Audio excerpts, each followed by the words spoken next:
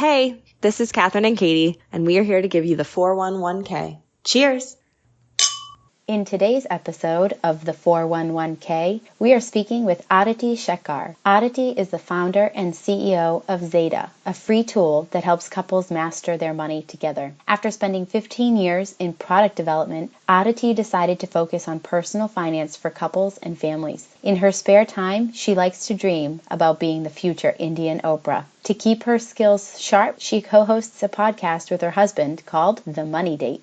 Aditi joined us to talk love and money and molten lava chocolate cake budgeting dates with her husband. Aditi, thank you so much for joining us. What did your personal finance education look like growing up with your family? So I always joke with folks that I am good at finance because I'm Indian. But, the reason I say that is because culturally talking about money or even learning about money was really welcomed and encouraged in my family. So both my parents, very different money personalities, very, very different money personalities, but each taught us, both my brother and I, really, really important skills. My mom was very good about helping us think about having an allowance and being on a budget and thinking through how to make our money stretch. Whereas my dad was really, really good at helping us. I remember when we were little kids, my dad would give us our allowance and then be like, okay, do you guys want to put this in your savings account? Or do you want to, go spend this on candy or whatever it was that we were into that day? And he came up with an entire parent matching system where he was like, if you put this money into your savings account, I will match that money by this amount every month. And so my brother and I learned about these concepts of one, having a savings account and actually having that money matched at a really young age. And so as I grew up and got older, I kept looking for the other people like my dad who'd be willing to match my money. My parents were very different in what they taught us, but like I said, they taught us some really, really important lessons about money early on in our lives that helped us be really comfortable thinking about it and talking about it. Sounds like you basically learned the concept of the 401k at the age match. of 7. Yeah, and the employer match. Totally. I know you've worked in the startup industry for quite some time now, and I'm sure that gave you a lot of flexibility to do that. Yeah, I actually started my career in nonprofits at first. So I didn't make a lot of money. My first job out of college, I made $30,000, and I lived in San Francisco. And I remember going house hunting to try to find an apartment and basically realized that I could not afford to live in the city on my $30,000 salary. And so I ended up staying at home with my family, saving a lot of that money that I would have put towards rent, and then actually starting to use that money in productive ways as it started to become meaningful. And one of the early things that I bought, it's actually one of my biggest money regrets, was I bought a nice car. I'd saved up this fund and I was really proud of myself for having done all this. And I was like, okay, I'm going to go buy myself something nice. And I walk into a car shop, I had done my research and bought this car. And the second I drove that car off the lot, it was a depreciating asset. And that was the last depreciating asset I chose to buy at that level. So tell us, what was it like for you when you were combining your finances with your husband?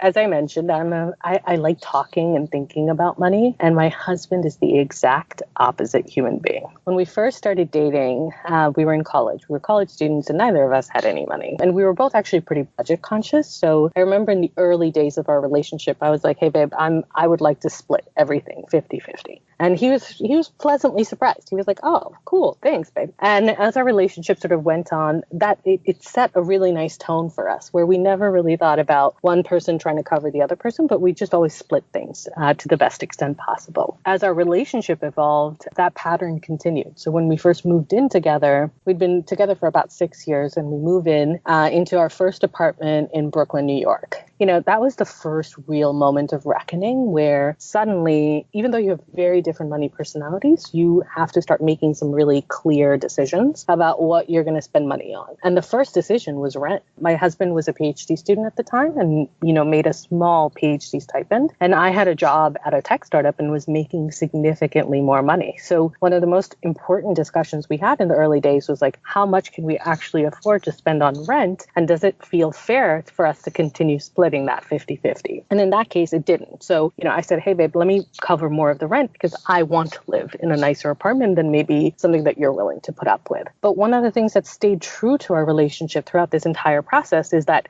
conversations, just like being really open, really honest. And even days where he was like, I just can't afford this. Like, I can't afford to spend this much money on this thing that you want to do, or vice versa. And so that helped us start to have that conversation on how to combine our finances. And, when we got engaged and we got married, we just kept sticking to that system. We said, we like this idea of having a shared pool of money where the two of us are like, have a really clear understanding of what we're going to spend on. But then we also like having our own pools of money where we can sort of go and do whatever it is that we want. And today, the dynamics are completely different, right? I'm focused on starting a company and building a company. And so I make significantly less money than my husband does, who also works in tech now. He makes much more. So he has a sort of personal fund where he can go buy something fancy without me being like, hey, what are you doing? What are you buying? Why are you buying this thing? Or without him feeling any guilt. And at the same time, I have my own pool of money that I can tap into to go do something. I love buying toys for the dogs. It's like my splurge. And I can do that without feeling any kind of guilt. I think that's so refreshing to hear. I think sometimes you hear about couples that are intimidated to bring that up, not that they don't communicate and have open conversations about everything. But I think sometimes money gets to be one of those touchy subjects where even if you notice it, like he pays for dinner, she pays for dinner, or you kind of naturally end up splitting things, I think it's harder to actually have those conversations at the beginning and say, going forward, we're doing this equally. Totally. And one of the things that I've learned over and over, this has proven to be true, is that the way that couples approach their money in their real lives today is so deeply impacted by how their individual parents did so when they were younger. So one of my favorite questions to ask is, what is your first memory around money? And when you talk to somebody, even your partner, about a question like that, you'll actually learn a lot about why some of their money behaviors or spending habits are what they are. I had never thought that the way my parents interact with money, because I find it so different than the way I interact with it today. But I think that there is a lot that comes from that. I just finished the book, The Art of Money by Barry Tesler, who talks about money memories and how you don't even realize that your first money memories really, really shape the way you interact with it. I actually wrote an article for Refinery 29 on like 20 questions to ask your partner. And we had a bunch of couples write me after they read it and say like they went through this experience and they like talk through their experience. And I realized that giving people a guide, giving them a sort of like set of questions, if that's what they need to talk through this, is really valuable because, even if you've been with somebody for 10 years or 13 years, you'd be shocked at how little you understand about their money psychology. Until you fight, maybe. Yeah. Or you get the credit card bill, one or the other.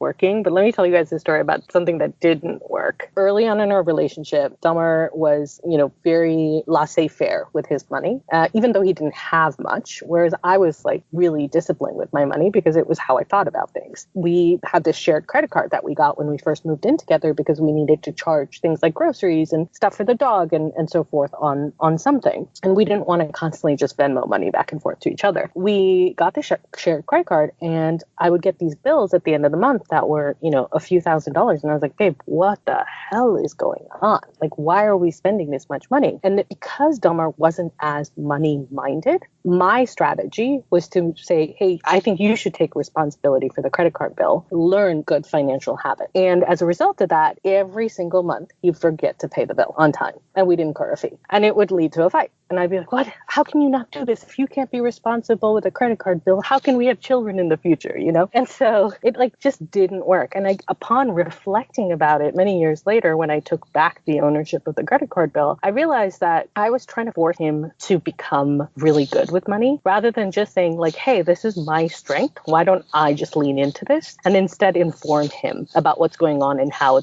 things are going along the way. Rather than trying to make him the best at managing money, I can just start to give him a way to hear and learn about what's going on, but not necessarily feel the stress and burden about owning it. And he owns other things in our relationship that I'm hugely grateful for. We don't both have to be equally good at everything. That's a very kind and generous way to look at it, that everybody brings their strength to the relationship, and that money is one of many topics that as a couple you need to both be involved in, but one of you could potentially take the lead on. Exactly. And instead of it being like, hey, why don't you take the lead on things you're not good at, actually leaning to your strengths rather than leaning into your weaknesses. So what prompted you to start Zeta? So it was very much actually that credit card bill. I mean, that experience of sharing our first couple of finances together and getting those bills at the end of the month and just wondering, how did we get here? Like, why didn't we know earlier things were getting so expensive or whatever was really, really hard. So Dummer and I sat down and we talked about it and we said, okay, what can we do to do this? And every month we'd say like, okay, we're going to reduce our expenses. And the next month we'd get our credit card bill and it was the same. And we're just like, what's going on? So we then said, okay, we got to go find a tool. And we looked and we looked and we looked and we couldn't find a tool that worked for our use case, which was, we had some shared finances and we had some personal finances. And the only solution that we could find was like the idea of creating 3 Mint accounts or invariably ending up in a spreadsheet. And I like spreadsheets. So I built one and I was like, hey, babe, look at this some phenomenal budget I've built. And he never used, and it was super frustrating for everybody involved to go through that experience. So, as over the years, I kept thinking, God, there's got to be a better solution. Like, I'm a tech person. I've worked in product development for 15 years. Like, I know there's something better here. At the same time, because I'm like a personal finance nerd, I would teach it while I was at General Assembly to other colleagues and students at GA, just because I realized folks didn't really have a great understanding of how basic concepts around money worked. So I was like, hey, happy to share my experience and talk you guys through what I've done and how I've learned about these things. These threads just sort of kept interweaving, and students would come to my class and afterwards come up to me and be like, Aditi, can you talk to my partner about what you explained about retirement accounts? Or can you talk to my partner about investing? And I realized that couples were actually, interestingly, going through this shift in their behavior. They were merging their finances differently than their parents' generation. They were dealing with pressure, money pressures more than any other generation before them. And they were still really confused and not better educated about finances. So I was like, I think there's a real opportunity here to dive in. And that's exactly what we did. And we've been so surprised at what an incredible response we've gotten from it. When my then boyfriend and I moved in together, we each had Mint accounts. We both have, finance backgrounds. We feel very comfortable managing our own individual finances. But, as we start building this life together, I brought up that we needed something that would at least keep us accountable to each other for whatever we're spending on the apartment or on each other and stuff like that. So we did the same exploration. We were looking at Splitwise or Mint or all these things. Also ended up on a spreadsheet, which I do have to say, my fiance does love spreadsheets a little bit more than me, but it is funny that there really wasn't this tool to bring it all together. Do you find that the tool helps educate couples on how to manage their money together, or is it more just opening up that transparency so that you can see across all the different accounts or cards or different financial tools that you might already have? First thing is, it's definitely what we call the financial disclosure process of, there's that moment in time that you reach in your relationship where you're like, I'm willing to now share more about what I have with you. So couples come onto Zeta, and one of the things we do is give them full control about what they choose to share or not. There are definitely couples on the platform who will not share 100% of their accounts with their partner. And you can even decide if you want to share just your balances or even your transactions, which was a big pain point that we heard when we did research with couples.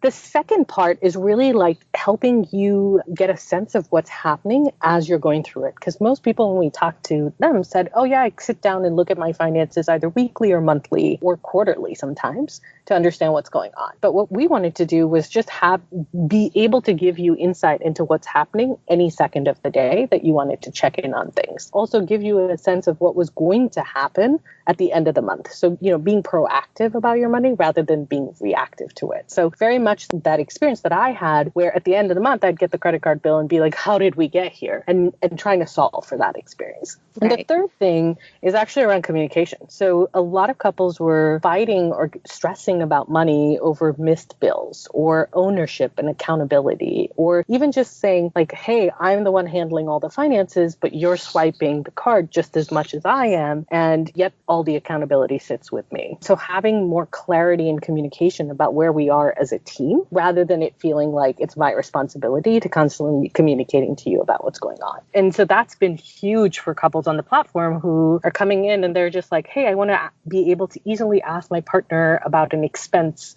that, they swiped, or I want to split something that we bought and we have chosen to split things. And so that's the model we prescribe to. And just keeping tally of that split is something that's really valuable to them. So different couples, different flavors is what I would say, and different value they're getting out of Zeta. But the idea is like, let us take over all the grunt work that's involved with managing finances and giving you guys the ability to control and be more intentional about where that money is going. And then frankly, go live the rest of your life. It's an amazing tool. I'm really excited to jump on this with my partner. So one thing that you touched upon briefly was that modern couples are changing. They're handling their finances in different ways than our parents did, than our grandparents did. I don't know if that even has to do with less of a generational thing, but more of a gender roles thing. I know, traditionally it would be, the woman handling the finances of the home with the male partner traditionally investing savings. So I was just wondering if you've noticed any trends there.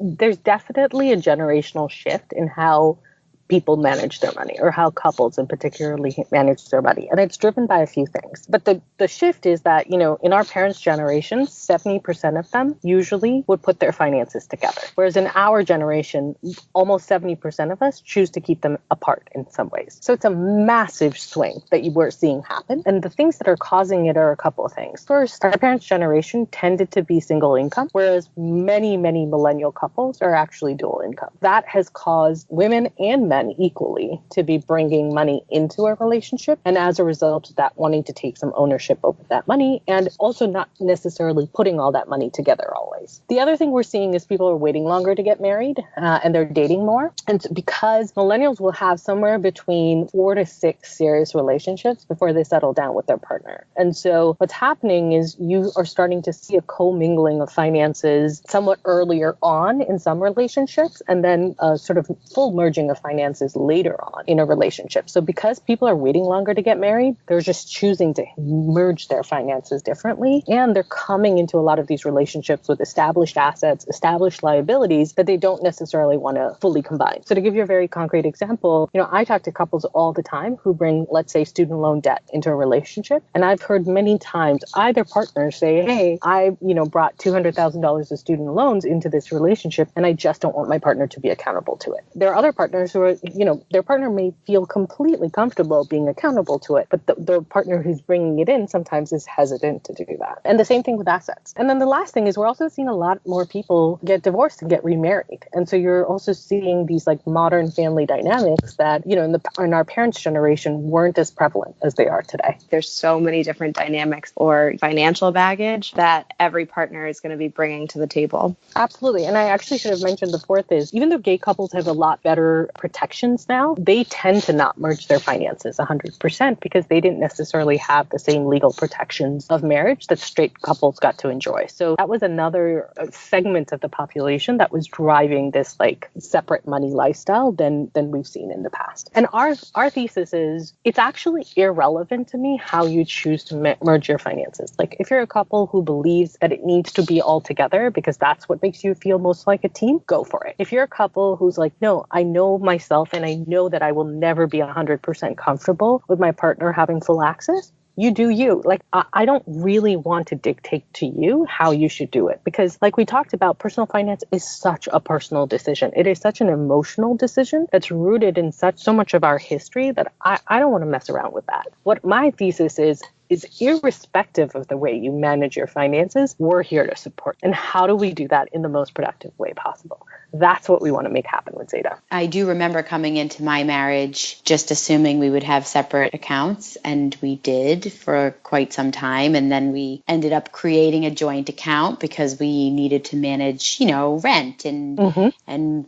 groceries and fund money and whatever that we were doing together. And then we each had our separate accounts, and it started to get so messy for us. I always was borrowing money from my husband because I had gone over. I just kind of was like, gotta live in the moment. moment. I'm going to buy whatever. I always had a stop point. It was never like, oh, I had credit card debt or whatever, but I was always comfortable spending and he was always uncomfortable spending. And that dynamic between us caused so much friction that when we eventually did get a joint account, it brought him so much peace of mind. It almost eliminated any sort of argument because it became a discussion of this is our shared money. This is what we're working towards. And it's easier to track. You do have to see what works for you. And it may actually be the thing that you always thought you said you wouldn't do. Did you just feel more accountability being all together, or was it basically, did your behavior change at all, or no? It was easier to keep track of where money was going. To Katie's earlier point, there was also more accountability. Now we kind of check in with each other when we're going to buy something more than a couple $100s, because suddenly that's just it's a bigger expense. It's kind of vulnerable because there are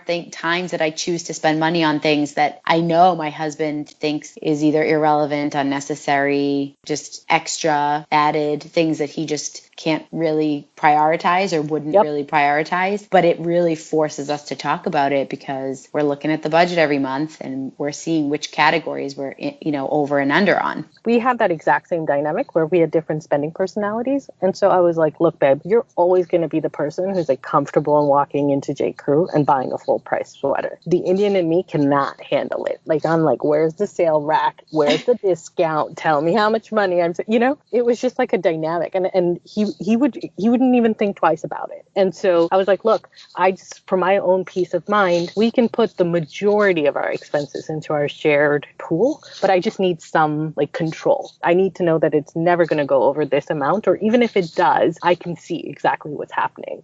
And so one of the tools that we built on Zeta, and like one of the views that we built on Zeta, was the ability to say, okay, here's what I spent and here's what we spent together, and this is what my bottom line is. And so it's really easy for me to step back and balance myself and say, oh, am I earning too much or too little for how much I'm spending, and make the adjustments that I need to make to set myself right. You don't necessarily need to have exactly the same spending priorities, but it also doesn't get easier all the time when you do have the same spending priorities. Like my fiance and I have absolutely the same priorities where we want to spend our money on travel. We want to spend our money on going out to eat, but also it's hard to then rein each other back in. Like just because we're really excited about our trip to Italy doesn't mean that we should literally spend all of our money on Italy.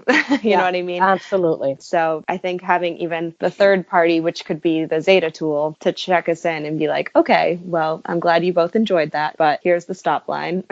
And tool or no tool, like for me at the end of the day, it's about certain habits. Like if you can build certain habits into your relationship early on, one, being transparent with each other about money. Like when I talk to couples and I talk to them about folks who have not shared that information with each other, it's not because they're trying to hide information. It's because they're ashamed. There's like some history there, or they like racked up a ton of debt and they're embarrassed about it. And they're just kind of like, I don't know if my partner's going to judge me for, sharing this with them. So I try to say to them, like, the most important thing that you can do is find a way to start disclosing some of that to your partner. And you don't have to be like, hey, babe, quick point, like, didn't tell you this for the first 5 years, but just so you know, $500K in debt, good for you to know. But, just start telling them like, hey, FYI, I had a hard time managing my credit card in the early days of college, and I've like since really reformed, but, I have some debt from there that I'm trying to deal with. And start small and expand from there. Actually sitting down and having a monthly money date. And for some folks, that's weekly. And for some folks, that's every 2 months. Me and Tamar, we sit down every single month and we sit down and we say, okay, how much money did we spend this month? Like, what happened? Are we okay with it? Are we not okay with it? And we even do like fun stuff where, the two of us will sit down and say, okay, how do we max this out? Or how do we like really optimize for that vacation that we wanted? So that conversation, that regular conversation allows the two of us to create space in our lives to just sit down and have it. And it's on our calendars. I mean, we live by our calendars at this point. So it's on there and it's something that the two of us do. And we eat chocolate molten lava cakes as we do it. And it's just like a fun money date. Can I come on your money date? Like double date? Yeah. There's wine, there's puppies, and there's chocolate molten lava cake. Oh, I love that tradition. I think we're going to have to lift that. So take it. But I always say, like, do whatever makes you happy. I talked to one couple who was like, we go for brunch and like we pull our phones up and we sit down and talk through it. And there are other couples who are like, no, we sit down at the desktop and like really go through it. So different people, different things. It's just like a ritual that's become a part of our relationship now that both of us really appreciate and enjoy, because it's the moment where we're like, oh, that's when we'll sit down and sort this out. I love that. Chocolate molten lava cake. I'll get behind any meeting that has that on the table. So Aditi, as much as we love the personal stories, we also equally love it when the data tells a story on its own too. What are some of the surprising stats you and your team have learned along the way about couples managing their money together? Yeah, one of the things that I was very surprised about when I first went into this, I thought Delmer and I were very abnormal in the way that we managed money. I thought that we were that one weird couple who didn't decide to put everything together. And one of the most enlightening things about Zeta has been that we actually see a very even split across the way how couples manage money, where the three different models are they put it all together, they keep it all apart, or they do some in-between version that I was talking about. Literally, it's like 33% across the entire platform, which has been super, super surprising. The other thing that we're seeing, which again, I was very surprised about, is in the early days when we were doing research for Zeta, I would talk to couples who, some were married with 2 or 3 kids saying, I have no idea how much money my partner has. And I was like, wow, you must be a one-off case. But what we're actually seeing is that not all couples disclose everything to each other. And there are different reasons for why they might be doing that. Sometimes they're co-sharing accounts with their parents or their siblings. Sometimes they don't want to tell their partner about specific debt that they have. And sometimes they don't want to, interestingly, make their partner feel embarrassed about how much money they might have. So there's all sorts of things that might drive that. A lot of couples on the platform choose not to share 100%. Pretty much, I would say, irrespective of your socioeconomic status, how much income that you make or how much debt you have, couples are really struggling with the communication piece. And they're all starting to use the tool to actually drive more of that communication more than anything else. So we have a lot more couples on the platform who use tools around,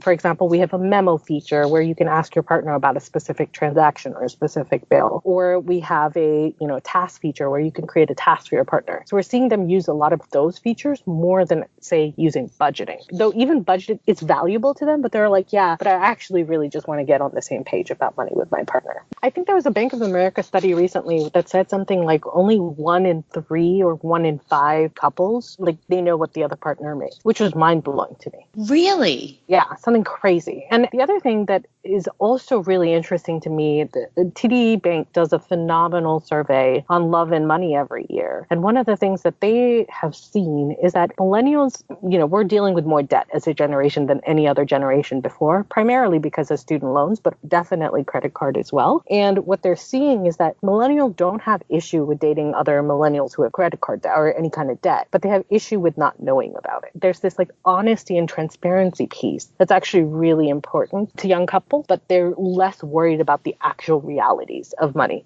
Well, it's like we live in this world as millennials where everything we do is on social media. Everyone knows what we're doing, where we are, what we're taking pictures of, what we're eating for brunch. So it is kind of weird to suddenly have this wall up where you now don't know about this whole other side of a person. Are you spending all this money on brunch, but you really can't afford it? Things like that. And the other thing that I've been shocked by is irrespective of how much income you earn, people still have debt. In the most extreme, I talked to a couple a little while ago who were making about $500,000 together. That's a lot of money. They were still in significant amount of debt. It doesn't even matter how much money you make in some ways. It's more about your behaviors, the way that you approach your attitude towards money in some ways. Oh, absolutely. Just because you earn $1 million a year doesn't make you a millionaire if you don't know how to hold on to it. Yeah, exactly. So couples are a really interesting case study because you have 2 people. You're not just dealing with the dynamics of one person. And one of my favorite pieces of research is actually comes out of a book that Olivia Mellon, she was a psychotherapist who focused on money and relationships in particular. And one of the things she found was that couples, even if they're the same money personality, so let's say we're both spenders or we're both savers, when they get together in a relationship, their money personalities actually move apart, because it's almost like a coping mechanism where if you're both spenders or you're both savers, somebody will start to spend a little bit less and somebody will start to spend a little bit more. And what she learned was because that dynamic happens, one of the most productive things you can do for your relationship is actually fix the communication issue rather than making just more money or just paying off that debt or, just giving your wife a separate credit card or creating a separate account. Like the best thing that you can actually do is communication. So when I talk about what do I care about with Zeta, for me, it's like, I don't care if you want to keep it together or apart or, want to send it to your mom, put it under a mattress, do what you want to do. But at the end of the day, what I really care about is that you actually sit down and talk to your partner about it. I think that's so interesting that unlike your brain, which is developing your personality into your late 20s, your financial personality can keep changing and evolving as you enter different relationships. So that's interesting. Zeta caters to a range of couples on their personal finance journey. You kind of target those who are living together, those who are getting engaged, those who are married, maybe with or without kids or maybe with dogs. Do you find a certain audience more engaged in this dialogue? We basically position ourselves as a platform for any couple who have meaningful shared finances. So essentially, once you're living together, you're starting to have meaningful shared finances. But what we do find is that the folks who get the most value are the folks who are like, we're trying to do this for the long run. We definitely see an uptick in value creation for couples who are married or married with kids. I love seeing the couples who sign up when they're living together because they're like, yes, our finances may not be 100% together, or they might even just be 20% together, but I still want a really full picture and I want to build the communication skills early on into my relationship before we ever decide to tie the knot. And are there any core predictors of romantic couples' success? 65% of divorces are attributed in some part to money or money mismanagement. So it's a pretty significant number when it comes to divorce. And, in terms of money management, it's actually not related to socioeconomic status. In fact, wealthier couples sometimes struggle more with money, but we do see that the most important thing or the happiest couples talk regularly about money and they talk about it often. We're all human. There is definitely, my husband and I actually have finance review tomorrow, our money day tomorrow, and there are going to be things in there that the two of us say like, hey babe, we agreed that we would do this thing and we totally did it. And now how do we fix that? And like, we don't get it right all the time. Like I really want people to know that like money is hard. It's not an easy thing to master on your own, let alone with somebody else with different opinions and different point of views. And it's important to understand that we're all going to mess up sometimes. We're going to buy the depreciating asset. We're going to spend more money than we have. We're going to do, the so-called wrong thing and make the wrong investment. Like what is most valuable is accepting that the situation is what it is and then moving past it. Thank you so much for sharing Zeta's mission with us and also your personal motivations and stories here with us. You've certainly given us a lot to digest, and I'm sure our listeners as well. Thank you. You've been listening to the 411K. Tune in for more podcasts and follow us on Instagram at @the_411K. Cheers.